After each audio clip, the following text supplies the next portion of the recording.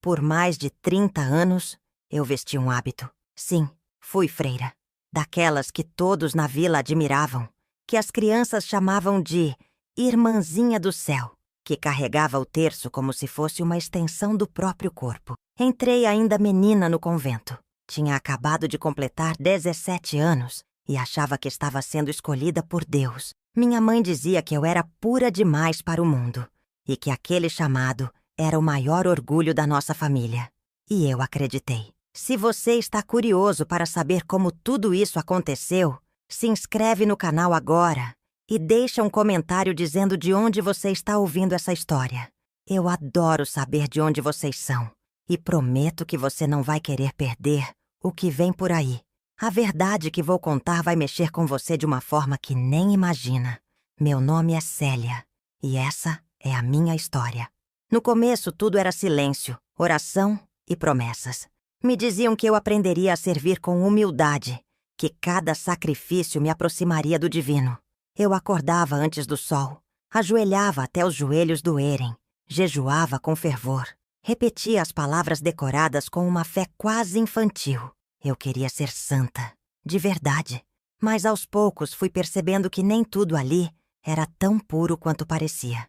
Lembro da primeira vez que reparei no olhar da Madre Superiora, durante uma visita do bispo. Era diferente, cheio de reverência, sim, mas também de algo que eu ainda não sabia nomear.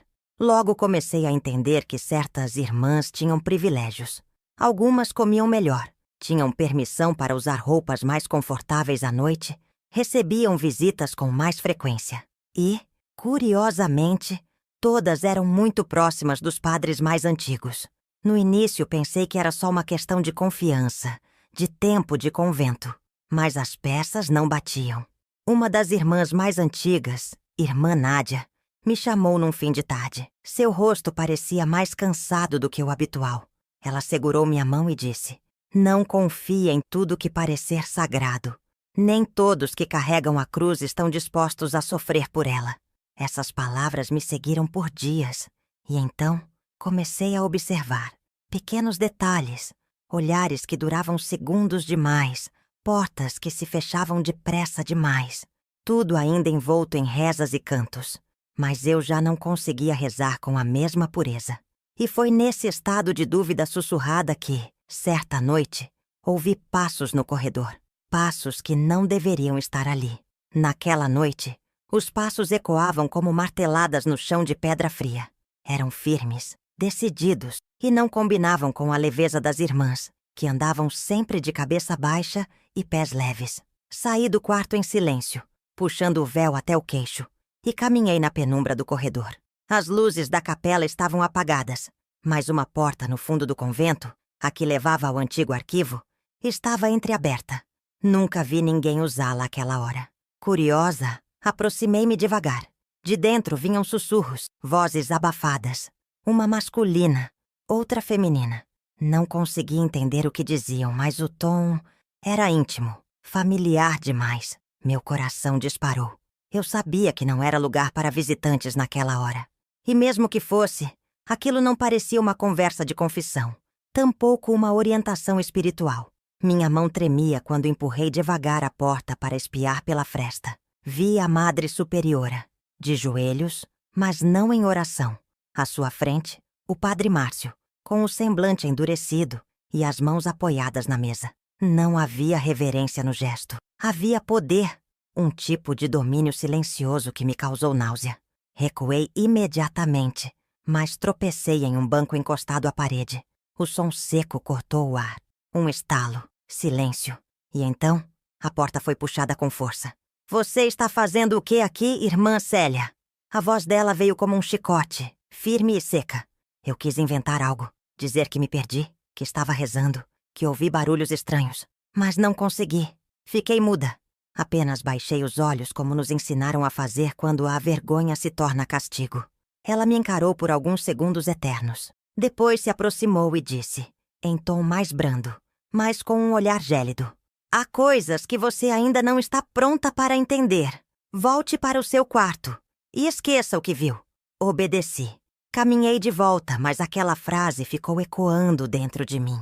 Esquecer? Como esquecer algo que rasga o tecido da fé que você passou a vida costurando? Naquela noite, deitei, mas não dormi. Olhava para o teto escuro do meu pequeno quarto e sentia que algo maior começava a desmoronar por dentro. A fé que me sustentava estava se enchendo de rachaduras. E mal sabia eu que no dia seguinte receberia uma tarefa especial da madre. Uma que parecia comum, mas esconderia um segredo ainda mais perturbador. Na manhã seguinte, ainda com os olhos ardendo por não ter dormido, fui chamada pela madre para uma conversa particular. Não era comum ela chamar irmãs novatas à sua sala, muito menos com aquela urgência velada no olhar. Entrei em silêncio, como sempre, e me sentei na cadeira dura de madeira diante da sua mesa. Ela não sorriu. Apenas me entregou um envelope e disse: "Você vai acompanhar a irmã Clarice até o convento da Serra Alta. Precisamos entregar estes documentos pessoalmente." Assenti, mesmo sem entender. Era estranho mandar duas irmãs tão jovens para uma viagem sozinhas, sem um padre ou uma escolta. Mas como questionar ordens naquele lugar? Ser obediente era mais importante do que entender.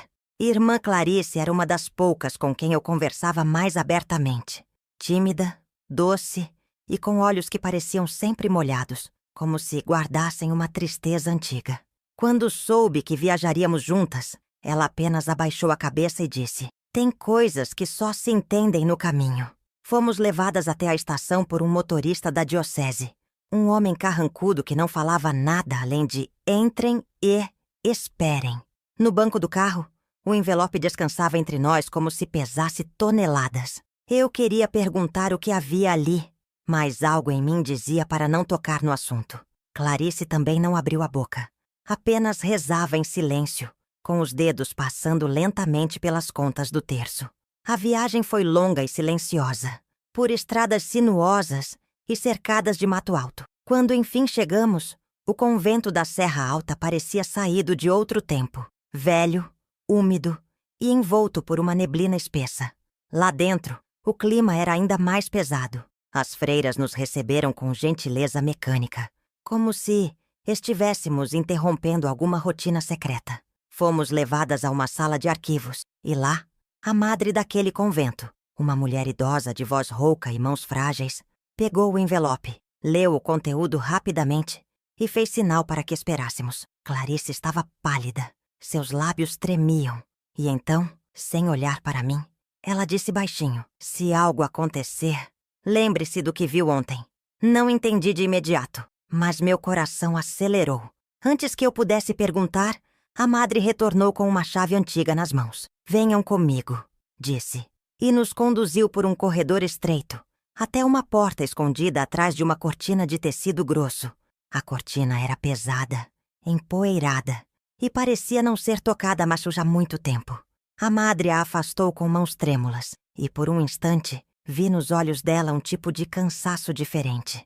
Não era só físico, era como se cada passo que dava carregasse o peso de muitos segredos. A chave rangia dentro da fechadura antiga, e quando a porta finalmente se abriu, um cheiro abafado invadiu o corredor. Era um misto de mofo, vela queimada e algo mais, algo que eu não conseguia nomear, mas que fez minha pele arrepiar. Entramos em silêncio. A sala era pequena, com paredes de pedra e prateleiras cobertas por panos. No centro, uma mesa com uma caixa de madeira escura e uma cadeira de encosto alto, coberta por um tecido vermelho desbotado. A madre caminhou até a mesa, colocou o envelope ao lado da caixa e se virou para nós. Seus olhos pousaram sobre Clarice, que baixou a cabeça com um gesto de quem já sabia o que vinha a seguir. "É sua vez, filha", disse ela.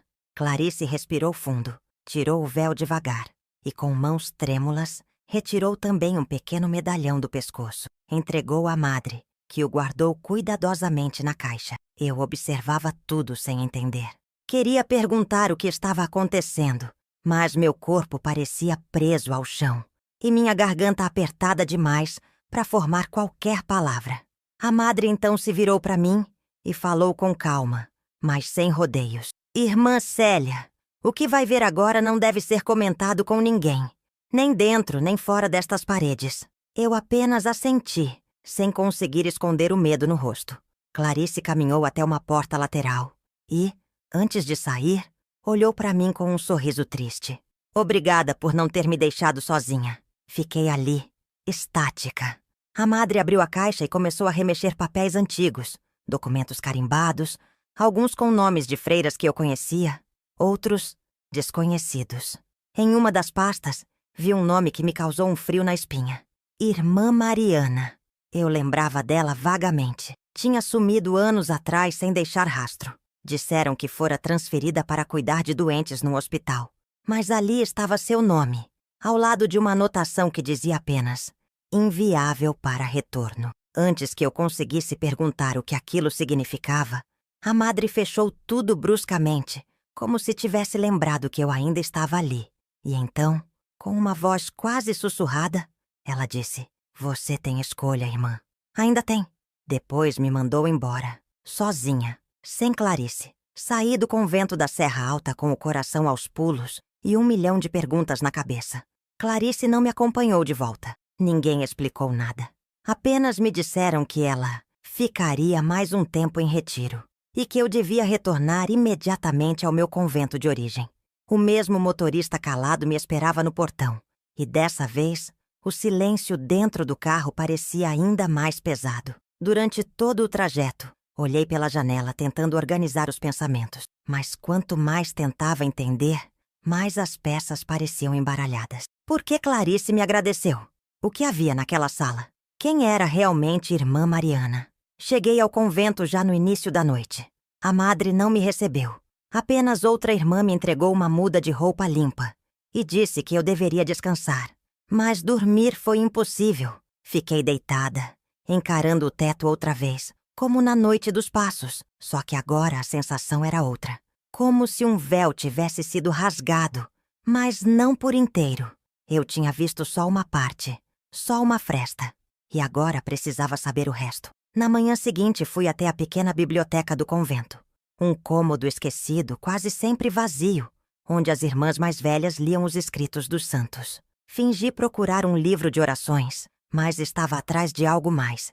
Precisava encontrar qualquer pista sobre Irmã Mariana. E foi lá, entre os registros antigos da congregação, que achei uma caderneta empoeirada.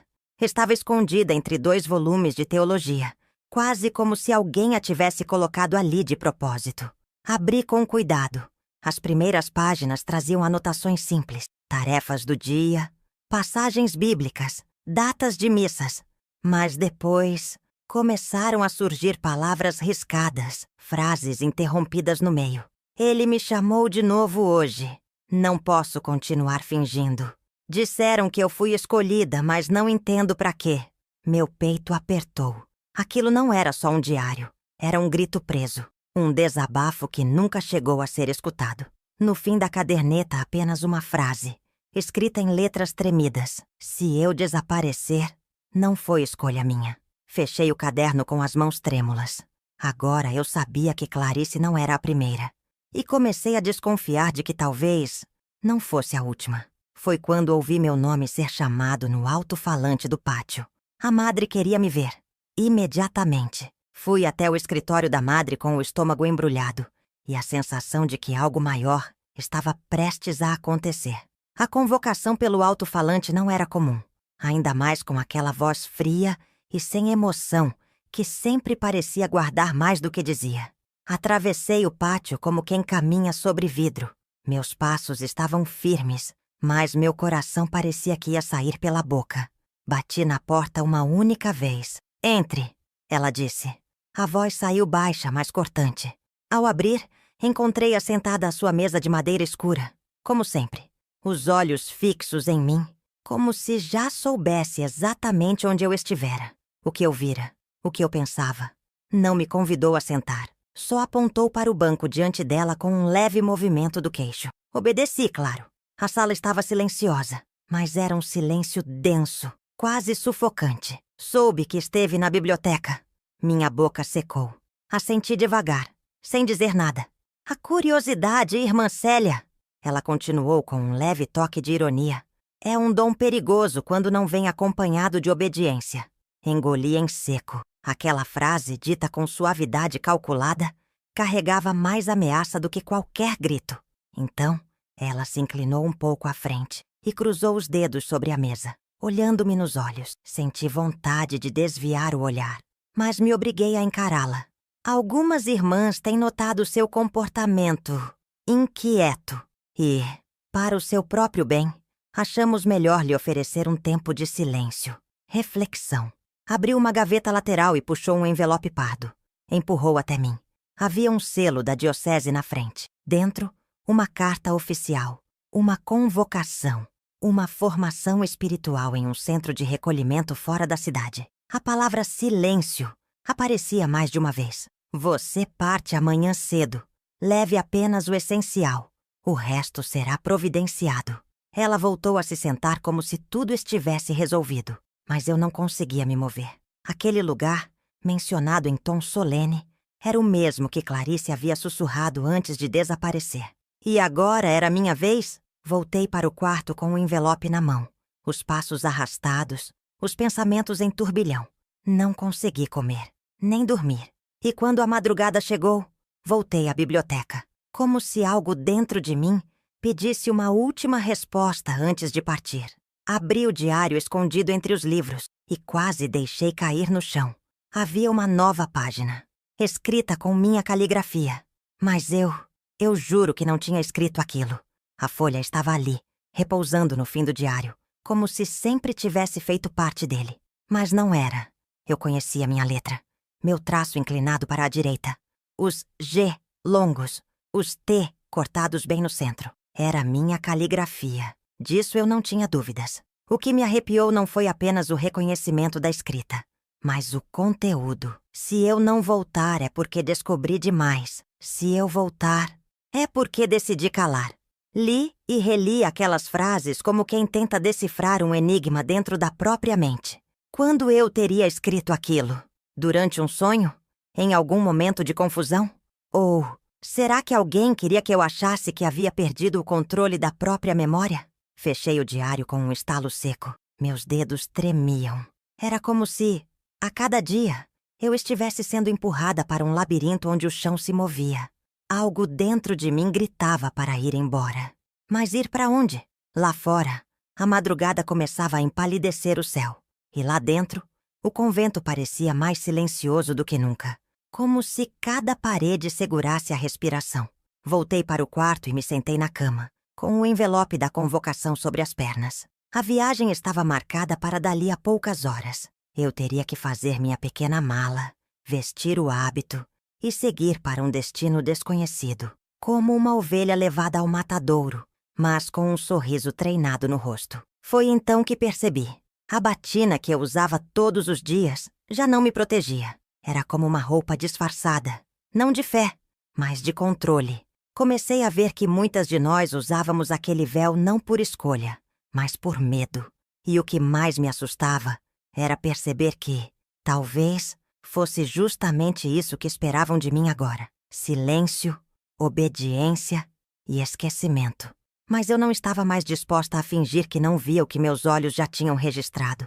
Peguei um caderno velho e comecei a escrever tudo, desde os passos no corredor até o rosto da madre, entregando aquele envelope.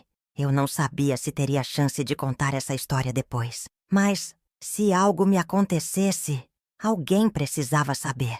Mal terminei a primeira página quando alguém bateu na porta do meu quarto. 3 toques secos e um chamado que não era de costume. Levantei com o coração disparado. Os 3 toques ainda ecoavam na madeira da porta quando abri, devagar, como quem teme o que vai encontrar do outro lado. Não era a madre, nenhuma das irmãs que costumavam fazer as tarefas da manhã. Era a cozinheira do convento, Dona Hilda, uma mulher de poucas palavras, rosto enrugado e olhos que pareciam ver além do permitido. Ela não disse nada de imediato, apenas me olhou como quem já sabia que algo dentro de mim havia mudado. Então estendeu a mão e colocou um bilhete dobrado na minha palma. "Não leia agora.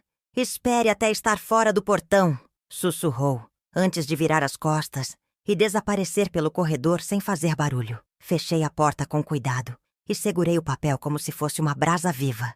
Não ousei abri-lo ali dentro. Havia algo sagrado e ao mesmo tempo perigoso naquela entrega. Algo me dizia que Dona Hilda carregava mais do que receitas e panelas. Ela carregava verdades que não podiam ser ditas em voz alta.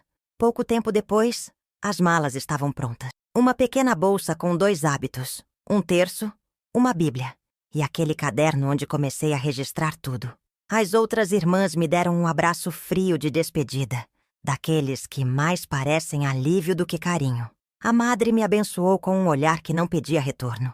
O mesmo motorista de antes me esperava, sempre calado, sempre sério.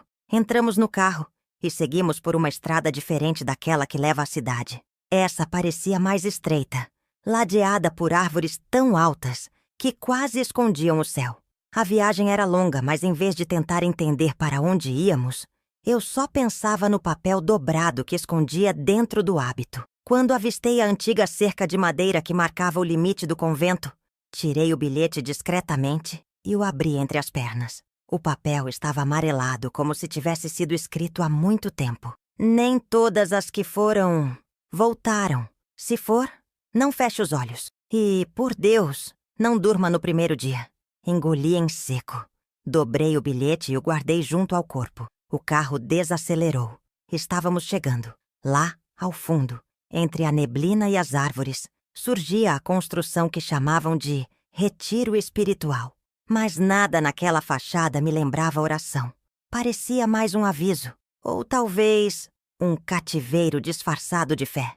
O portão se abriu com um rangido arrastado, como se até ele quisesse me avisar para voltar atrás. O prédio era antigo, feito de pedra escura, com janelas pequenas e grades em quase todas elas. Não havia sinos, nem imagens de santos, nem flores nos jardins, apenas árvores retorcidas, um silêncio estranho e aquele tipo de ar que parece pesar nos ombros. Um homem de batina cinza nos esperava na entrada, alto, de olhar duro, quase militar. Não me deu o nome, nem estendeu a mão. Apenas disse, bem-vinda ao seu tempo de purificação. Seguiu por corredores frios, revestidos de madeira escura. Não vi nenhuma outra freira, nenhuma voz. Apenas os passos dele à minha frente. E os meus, hesitantes, atrás. Fomos até um quarto pequeno, com cama estreita, uma cruz de ferro na parede e uma janelinha empoeirada. Sobre a cama, uma folha com instruções rígidas. Horários de oração, silêncio absoluto, jejum parcial e vigília obrigatória na primeira noite. Na parte de baixo do papel, em letras pequenas, havia uma última orientação. Em caso de resistência, informar imediatamente a coordenação. Aquilo me soou mais como ameaça do que como orientação. Não tive coragem de desfazer a mala. Apenas me sentei na cama e fiquei encarando a cruz de ferro por longos minutos. Senti saudade de Clarice, de Dona Hilda, até da pequena biblioteca do convento. À noite chamaram-me para a Pio Capella, um lugar sem cor, sem música, sem nenhum traço de acolhimento. As orações eram murmuradas em latim, conduzidas por um padre que não sorria. Todos usavam o mesmo hábito cinza, todas com os olhos baixos, como se fossem prisioneiras de algo que já tinham desistido de enfrentar. Voltei ao quarto com a cabeça cheia e o coração disparado. A primeira noite estava começando, a mesma da advertência no bilhete. Lembrei da última frase. Por Deus, não durma no primeiro dia. Então, mesmo exausta, me mantive sentada, vigiando o tempo. Lutei contra o sono. A cada bocejo me beliscava. Precisava entender o que acontecia ali quando todos fechavam os olhos. E por volta das 3 da madrugada, ouvi. Primeiro, passos. Depois, uma porta se abrindo suavemente. E então, um sussurro arrastado vindo do corredor, como se alguém chamasse por ajuda, sem poder gritar. Levantei devagar, com os pés descalços, tentando não fazer barulho. O sussurro continuava, baixo e entrecortado, como se a pessoa estivesse machucada, ou com medo. Abri a porta do quarto com o maior cuidado possível. O corredor estava mergulhado numa penumbra espessa, iluminado apenas por uma lâmpada trêmula no final da ala. O som vinha dali. Mais um sussurro, mais uma palavra quase engolida pelo silêncio. Socorro!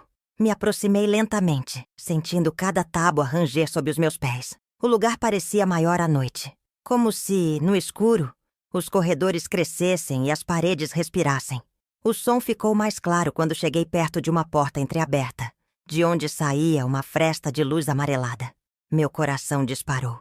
Respirei fundo e empurrei a porta com a ponta dos dedos. Lá dentro, uma freira estava sentada no chão, encostada na parede, com os olhos arregalados e a boca coberta por um pano parcialmente solto. Os pulsos estavam amarrados com uma fita cinza, igual à do hábito. Ela tentou falar, mas apenas murmurou algo incompreensível. Me abaixei e retirei o pano da sua boca. Ela respirou fundo, como quem volta à vida. Seus olhos se encheram de lágrimas, mas sua voz saiu firme. Eles me trancaram aqui depois da minha vigília, porque eu perguntei demais. Fiquei paralisada. Ela era jovem, mas havia sofrimento demais naquele rosto. As mãos tremiam. A pele estava fria. Ajudei-a a se levantar, e ela fez um gesto rápido, pedindo silêncio. Não podemos ficar aqui. Eles fazem a ronda perto das 4. Aquela frase soou como um alerta final. Pegamos o terço dela que estava caído no canto e saímos da sala com o máximo de cuidado. Meu quarto era o mais próximo. Entramos e trancamos a porta por dentro. Só então ela falou novamente. Você não é a primeira que eles mandam pra cá. Chamam de formação, mas é outra coisa.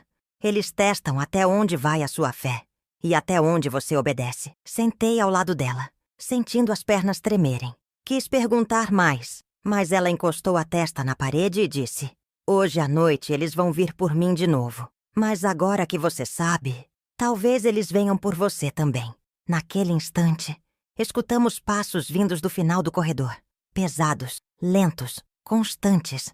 E então, uma batida seca na porta. Uma só. Como se não precisassem bater mais de uma vez. A batida na porta fez o quarto congelar. Não houve segunda tentativa. Apenas aquele som seco, como se bastasse para anunciar que sabiam exatamente onde estávamos. A freira ao meu lado, que ainda não tinha me dito o nome, apertou meu braço com força. Não abra, sussurrou. Seus olhos estavam arregalados, mas era como se já tivesse vivido aquilo antes. E talvez tivesse mesmo. Esperamos em silêncio. Os passos sumiram no corredor, mas o silêncio que se instalou depois era ainda mais assustador.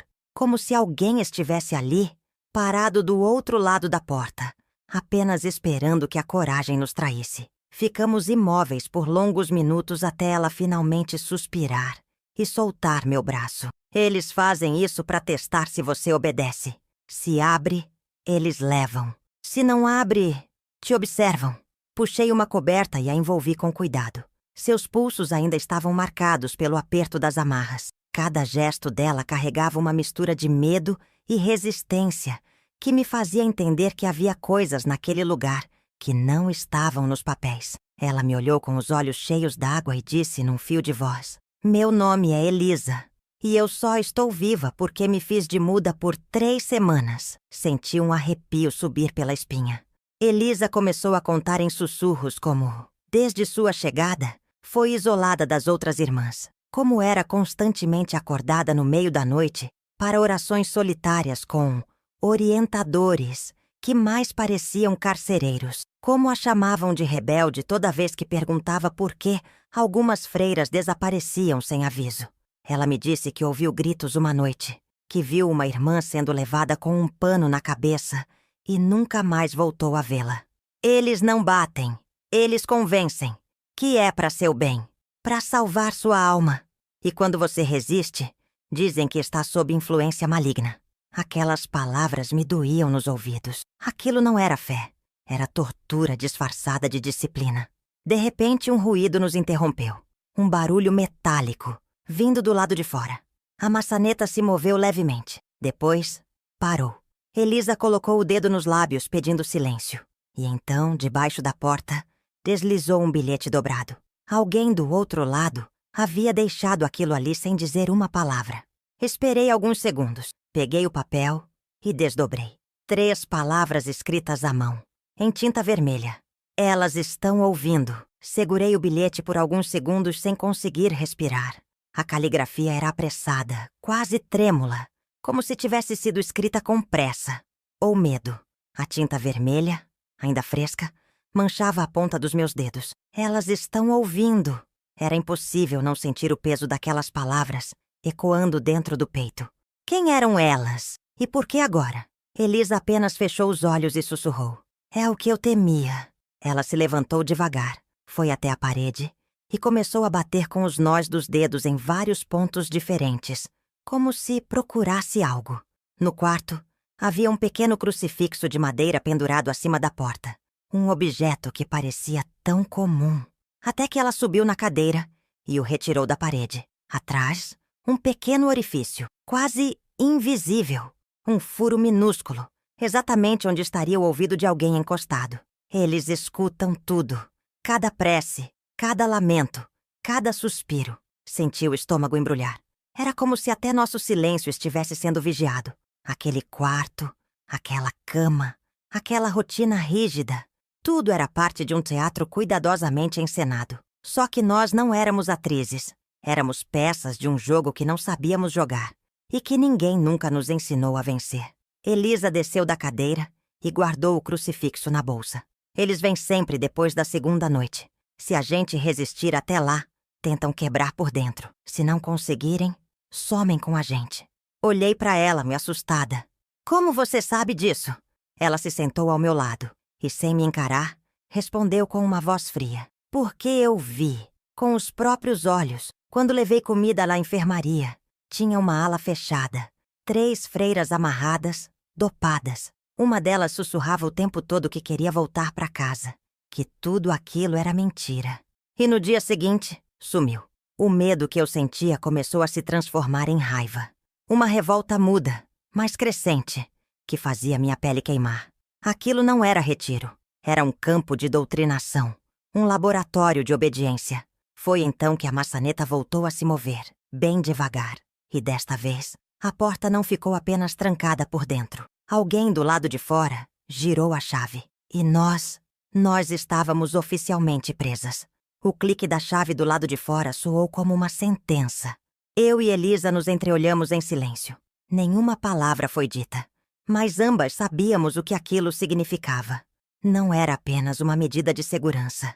Era controle, retaliação, medo institucionalizado com aparência de disciplina. Fui até a porta, tentei girar a maçaneta. Trancada. Empurrei com o ombro, mais por impulso do que por esperança. Nada cedia. Elisa, sentada na beira da cama, sussurrava uma oração entre os dentes. Não era uma prece decorada, como as que recitávamos em fila. Era um desabafo. Um pedido real, urgente, como quem fala com alguém que precisa responder.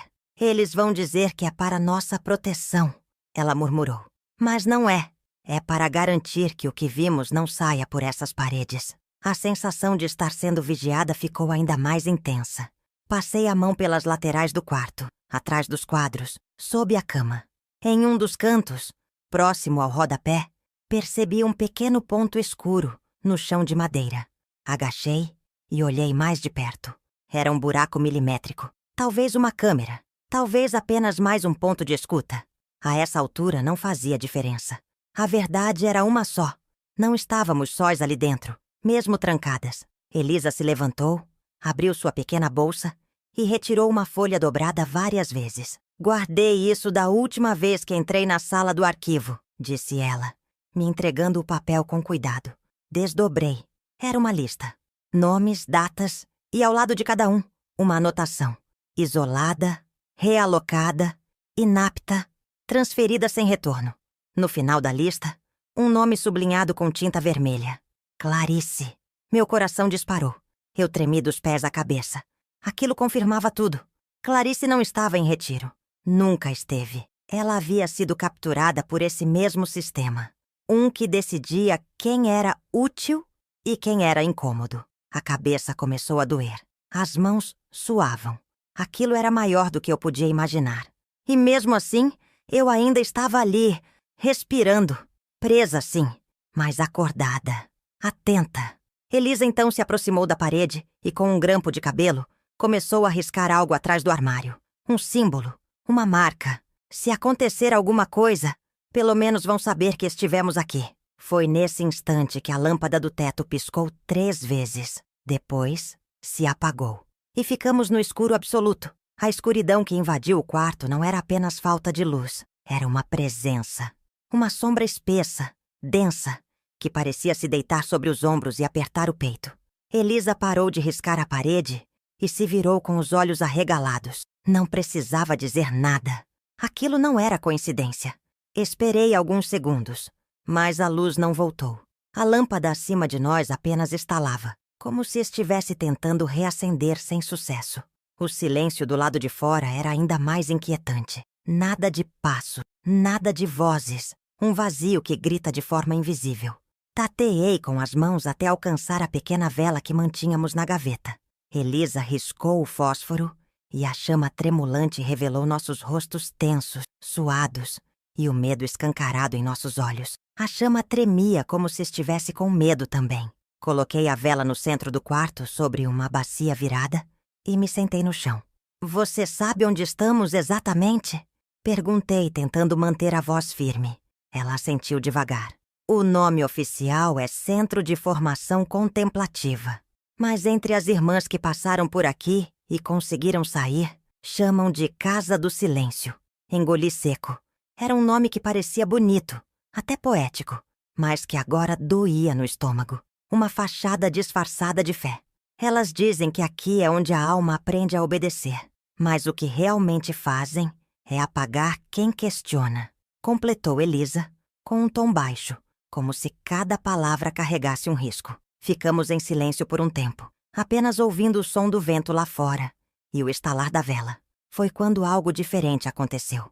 Batidas, 3, vindas da parede atrás da cabeceira da cama. Não da porta, não do corredor, da parede. Troquei um olhar com Elisa. Ela levou o dedo aos lábios e se levantou devagar.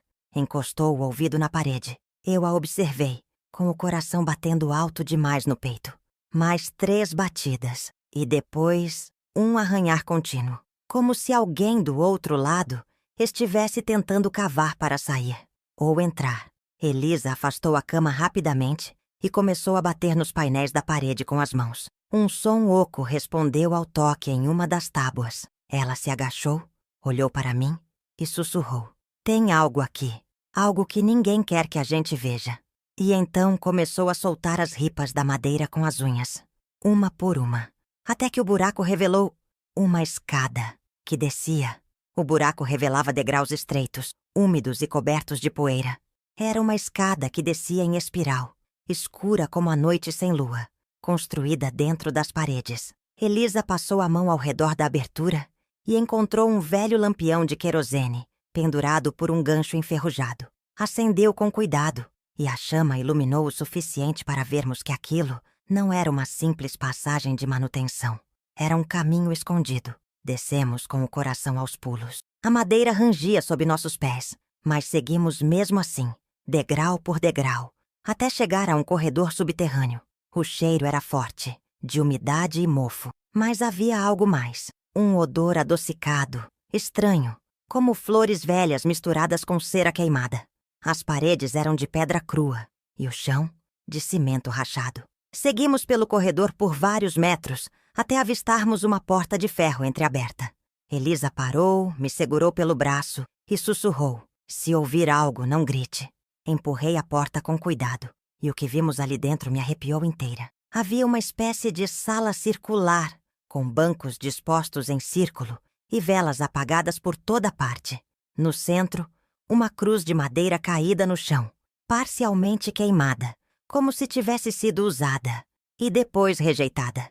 Em uma das paredes estavam penduradas várias túnicas. Túnicas brancas, rasgadas, manchadas de algo escuro. Do outro lado da sala, um armário de metal entreaberto exibia fichas. Elisa correu até ele e começou a folhear. Cada ficha tinha uma foto, nome e observações. Algumas estavam rabiscadas com palavras como instável, desleal, silenciosa. Outras, simplesmente riscadas com um X vermelho. Meus olhos correram pelas fichas até encontrar uma que fez meu estômago gelar.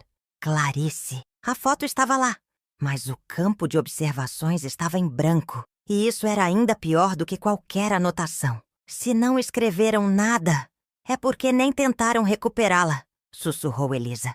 Ela sumiu, e ninguém procurou saber como ou por quê. De repente, ouvimos um estalo vindo do fundo da sala. Viramos ao mesmo tempo. Um vulto, um movimento rápido. E depois, uma respiração ofegante vindo de trás da cruz caída.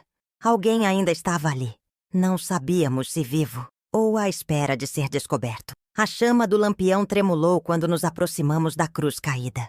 A respiração continuava ali, áspera, irregular, como se o ar lutasse para entrar e sair de um corpo cansado. Elisa estendeu a mão com cuidado e sussurrou: "Está tudo bem. Não vamos machucar você." Do outro lado, encolhida atrás da madeira, surgiu uma figura magra, vestindo um hábito sujo e rasgado.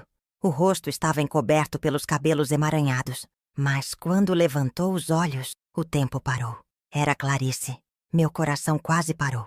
Os olhos dela não tinham mais o brilho de antes. Havia algo quebrado ali, como se tivessem tirado dela não só a voz, mas a confiança no mundo. Tentei me aproximar, mas ela se encolheu. Elisa então se agachou, colocou o lampião no chão e falou com uma firmeza doce: "Somos irmãs e estamos tentando sair daqui."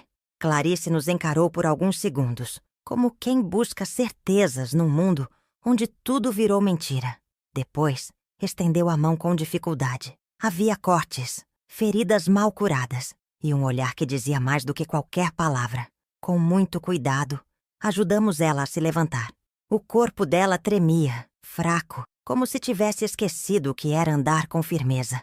Elisa a segurou por um lado, eu por outro, e seguimos juntas de volta pelo corredor. Não sabíamos o que viria depois, só sabíamos que agora éramos 3 e que Clarice não estava morta, como tantas outras haviam deixado de existir ali dentro, sem nome, sem rastro, sem memória. Subimos os degraus com dificuldade. Cada passo era como um desafio contra o sistema que nos queria caladas. Mas a coragem andava com a gente agora. Quando alcançamos o quarto novamente trancado por dentro, soubemos que precisávamos ser rápidas. Clarice tentou falar, mas a voz era só um sopro. Mesmo assim, ela apontou para o bolso do hábito. Havia um papel amassado. Desdobrei. Era uma planta do prédio. Pequena, desenhada à mão, mas com algo importante. Uma passagem que levava para fora, por trás da capela abandonada. Elisa passou a mão no cabelo, nervosa. "Se formos agora, temos uma chance. Mas tem que ser esta noite, antes que descubram que ela escapou." O tempo corria contra nós. E então, escutamos as vozes. Não sussurros, vozes claras, passos firmes. Eles estavam vindo e sabiam que não estávamos mais sozinhas. Os passos vinham decididos, como quem já sabe o que vai encontrar. Elisa apagou o lampião com um sopro rápido e, no escuro, puxou Clarice e me fez sinal com a mão. Agachamos atrás da cama. O único som no quarto era o da nossa respiração ofegante. As vozes se aproximavam. 2, um homem e uma mulher. Conversavam baixo, mas firmes. "Ela não pode ter ido longe. Se achou a passagem, temos que trancar tudo antes que vire um escândalo." Meu sangue gelou. Estavam falando de Clarice. Sabiam que ela havia escapado. E agora sabiam que havia mais alguém com ela. A maçaneta girou, mas a porta resistiu. Continuava trancada por dentro. Bateram uma vez, depois outra. Em seguida, silêncio. Elisa se levantou em silêncio e encostou o ouvido na porta. Nada. Mas o faro dela dizia mais que os sons. "Estão indo pela outra ala. Vão tentar nos cercar." Pegamos Clarice nos braços. Ela ainda mal conseguia andar. Seguimos pela passagem da parede, a mesma que havíamos descoberto na noite anterior. O cheiro da escada ainda estava impregnado nas pedras. Umidade, mofo, segredo. Descemos mais rápido dessa vez. Não havia tempo. O mapa na mão tremia. A passagem pela capela ficava atrás do altar principal, onde antes os padres celebravam missas para almas especiais. Mas sabíamos agora que era ali que o medo era consagrado. No fundo da capela, entre 2 vitrais cobertos de poeira, havia uma porta de madeira carcomida. No desenho, marcava-se como saída de manutenção. Parecia esquecida, mas quando empurramos, a madeira rangeu alto demais. Ficamos em silêncio, tentando ouvir se alguém havia notado. Nada. Elisa passou primeiro puxando Clarice. Eu fui por último, tentando apagar os rastros com um pano úmido da sacristia. A trilha do lado de fora era estreita, cercada de mato alto e pedras soltas. O céu estava encoberto e a neblina cobria tudo como um manto de dúvida. Mas o mais importante era que estávamos fora dos muros, ainda respirando.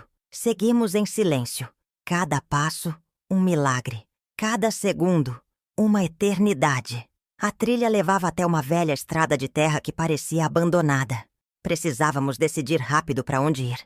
Elisa olhou para Clarice e depois para mim. A floresta pode esconder a gente, mas não por muito tempo. E foi nesse momento que, ao longe, escutamos um som que nos fez parar. Um sino, mas não um sino de igreja. Um sino de alerta. O som do sino cortou o ar como uma lâmina. Grave, espaçado, carregado de significado. Não era para a missa. Não era para a oração. Era um chamado de emergência. E nós éramos a razão. Elisa arregalou os olhos. Eles já sabem que fugimos. Clarice se encolheu entre nós, tentando se manter de pé. Mas seu corpo ainda vacilava a cada passo. Eu olhei para os dois lados da estrada de terra. Nenhum sinal de civilização. Nenhuma luz. Só mata fechada de um lado e colinas cobertas de névoa do outro. Se seguirmos pela trilha, talvez consigamos chegar até a estrada principal.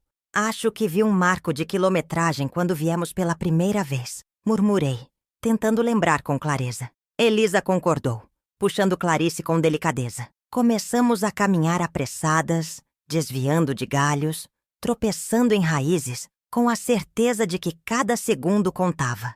O sino parou de tocar, mas o silêncio que veio depois foi ainda mais assustador. Sabíamos que estavam nos procurando, que provavelmente já tinham enviado alguém pelos fundos e que, se fôssemos encontradas, não haveria outra chance. A trilha parecia interminável. O tempo se esticava, como se o próprio ar conspirasse para nos atrasar. O mato arranhava nossos braços. A terra molhada escorregava sob os pés. Clarice caiu uma vez, depois outra.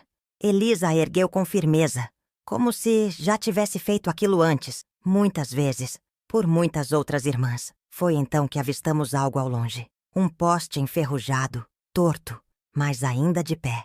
Um ponto de luz fraca, piscando no alto. Um milagre. Corremos naquela direção com as últimas forças que tínhamos. Ao chegar, vimos que era realmente um marco rodoviário.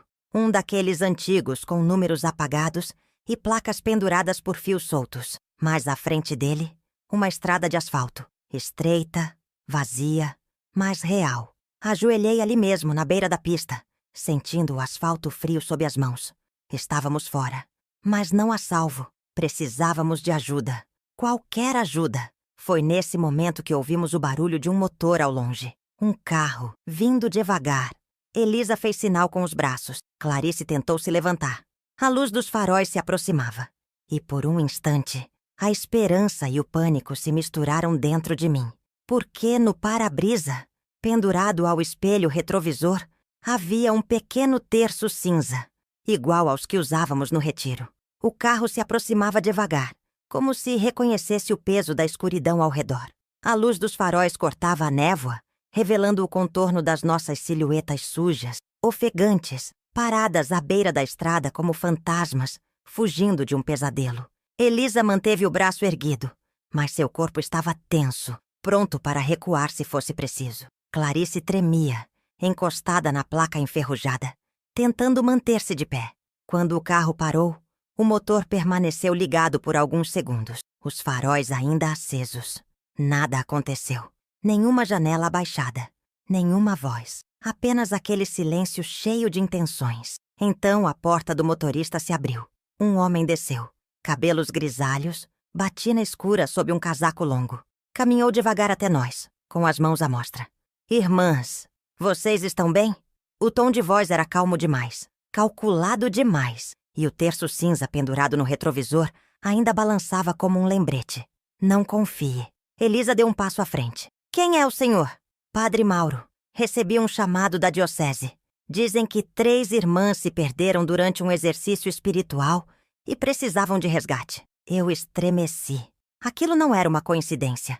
Era uma caçada organizada. Eles já sabiam. Estavam preparados. De onde veio essa informação?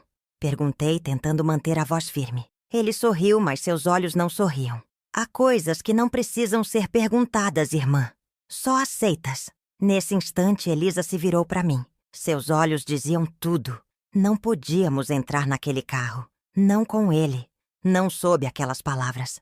Mas então Clarice desabou no chão. Seu corpo simplesmente cedeu.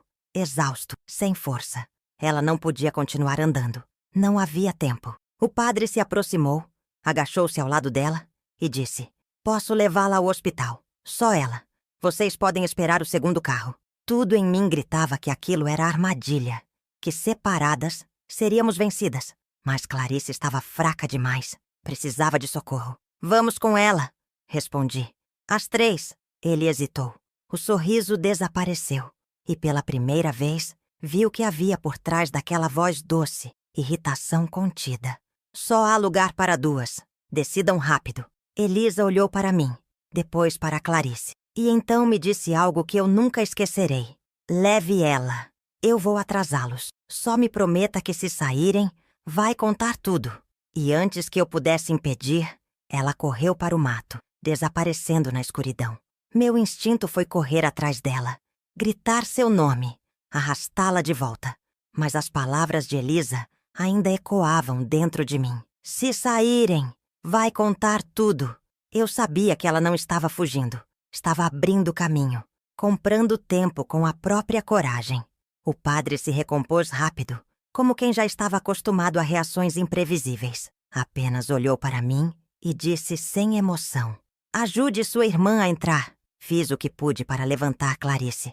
Ela mal abria os olhos, mas ainda apertava minha mão como quem, mesmo fraca, se recusa a soltar a última esperança. Entramos no banco de trás. O carro partiu sem mais uma palavra.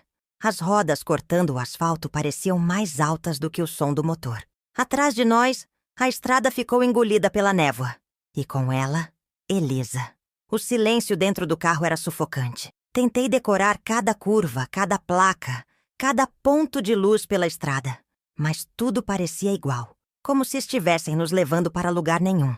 Clarice recostou a cabeça no meu ombro, e eu senti o calor frágil do corpo dela tentando se manter firme. Quis dizer que tudo ia ficar bem, mas eu mesma não sabia se acreditava nisso. Depois de um tempo, o carro entrou por uma estrada de barro. A suspensão chacoalhava. Nenhuma construção à vista. Até que, ao longe, surgiram luzes amareladas. Era um vilarejo, pequeno, com casas de madeira e uma capela de portas fechadas. "Um hospital improvisado", disseram. O padre parou o carro, desceu e, em segundos, 2 mulheres vieram até nós com um carrinho de rodas. Clarice foi levada sem perguntas. Eu quis segui-la, mas o padre me segurou pelo braço. Agora que chegou, seu silêncio é mais necessário do que nunca. Tirei a mão dele com firmeza. Não vou mais obedecer ao silêncio, nem ao medo. Ele me olhou fixo, e pela primeira vez, vi um leve tremor nos lábios dele. Não respondi mais nada. Entrei no hospital e fiquei ao lado de Clarice até ela adormecer. Pela primeira vez, em muito tempo, ela dormia em paz. Naquela noite, sentei numa cadeira de madeira velha, tirei o caderno da bolsa e comecei a escrever. Tudo, nome por nome, sala por sala, verdade por verdade. Porque Elisa confiou em mim e porque agora alguém tinha que fazer o mundo escutar. Se você chegou até aqui, talvez esteja se perguntando se essa história é real ou se é apenas uma metáfora. A verdade é que, em muitos lugares, há muros disfarçados de templos, silêncio imposto em nome da fé e feridas profundas escondidas sob véus de obediência. Essa não é só a história de uma freira. É a história de muitas mulheres que foram caladas, apagadas, descartadas. É a história de pessoas que acreditaram estar servindo a Deus, quando, na verdade, estavam sendo moldadas por sistemas que não toleram perguntas. Apenas submissão. Mas há algo que nenhum sistema pode controlar. A consciência desperta. E quando ela se acende, como aconteceu comigo, não há escuridão que a faça esquecer o que viu. Por isso, eu escolhi falar. Porque o silêncio pode proteger quem abusa, mas a verdade liberta quem foi oprimido.